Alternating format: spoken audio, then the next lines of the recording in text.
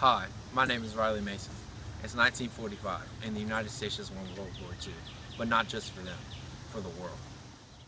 The New York City Victory Parade of 1946 was held in New York City on January 12, 1946. The parade was led by 13,000 men of the 82nd Airborne Division.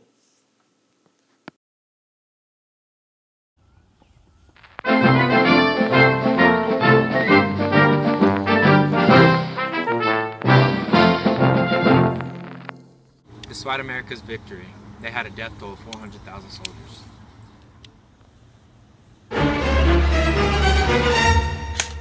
Eddie!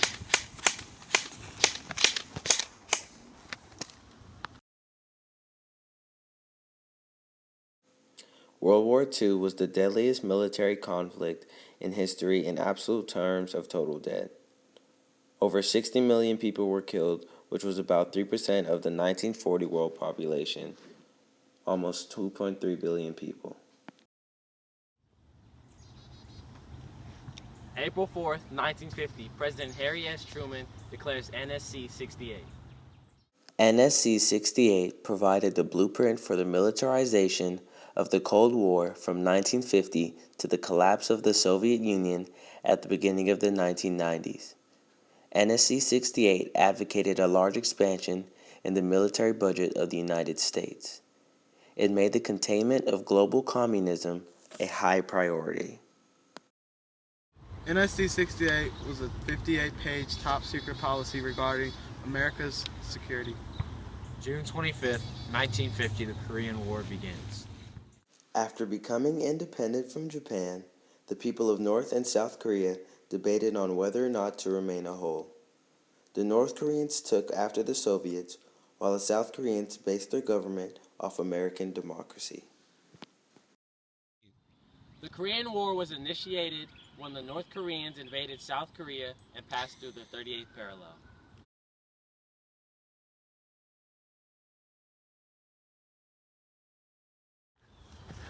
King Bao ah! King Bao!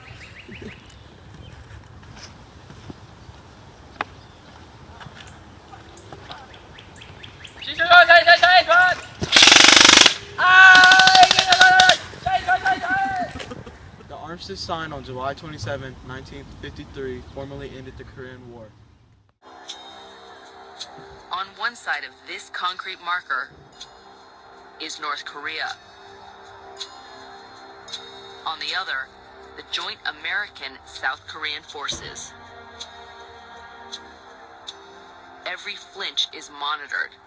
Neither side wants to blink, and nobody has for more than 50 years. On November 1st, 1955, the Vietnam War began. The North Vietnamese, called the Viet Cong, were fighting to reunify the nation. Viet Cong was a name given to the communist guerrilla movement in Vietnam that fought the South Vietnamese government forces from 1954 to 1975 with the support of the North Vietnamese Army. On April 30th, 1975, U.S. troops were withdrawn from Vietnam. Since this happened, it is considered the biggest defeat in U.S. history. On July 15, 1958, the Lebanese crisis began, which was caused by religious and political tension in the U.S. that included U.S. military intervention. On July 15, 1958, President Dwight D. Eisenhower authorized Operation Blue Bat. This was the first application of the Eisenhower Doctrine, under which the U.S. announced that it would intervene to protect regimes it considered threatened by international communism.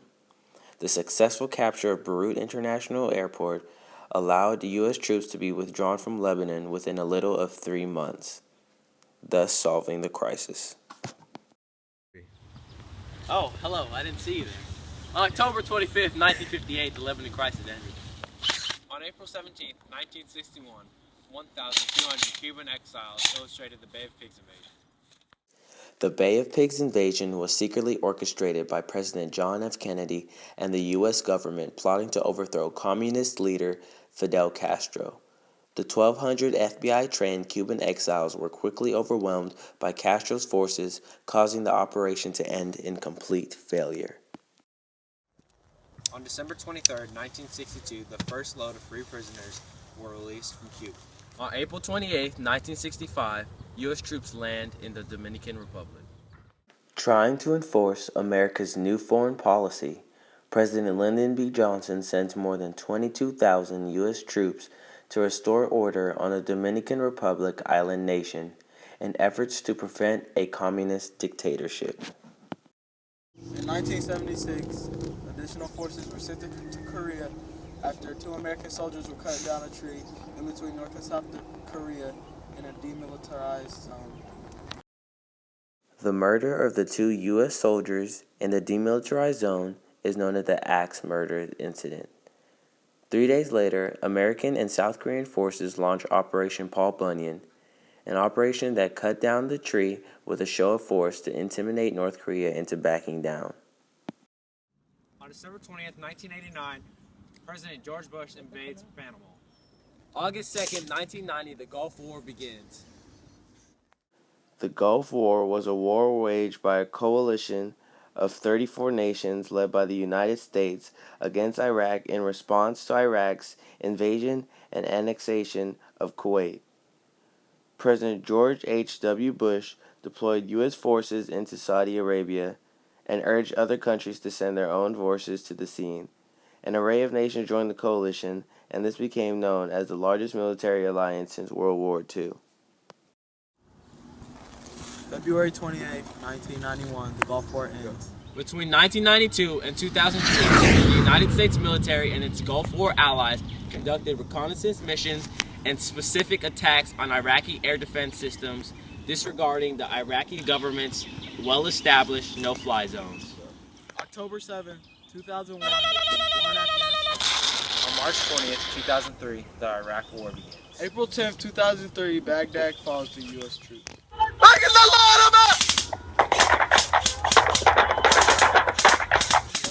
Since 2004 to now, the U.S. has been deploying drone strikes in northwest Pakistan to aid the war. In 2011, Osama bin Laden is killed in Pakistan by U.S. forces in Operation Neptune Spear.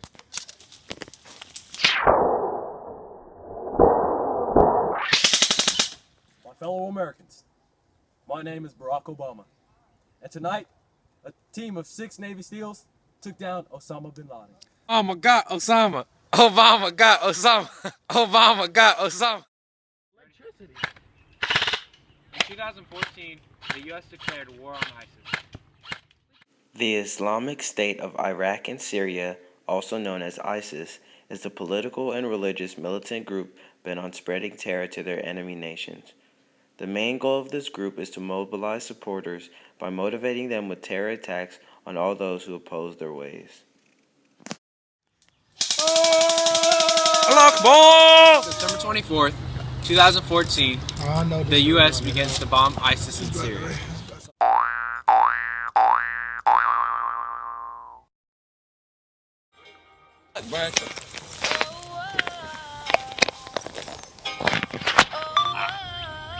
Despite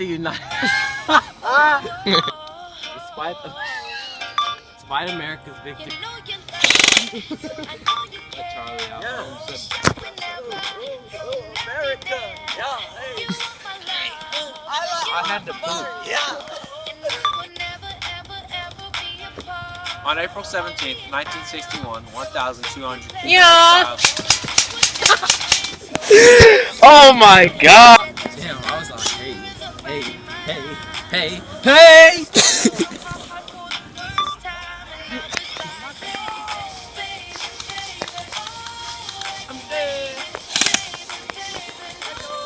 Allah Akbar. The U.S. military has been deploying drones to help aid in the war in northwest Pakistan. 1, 2, 3, go.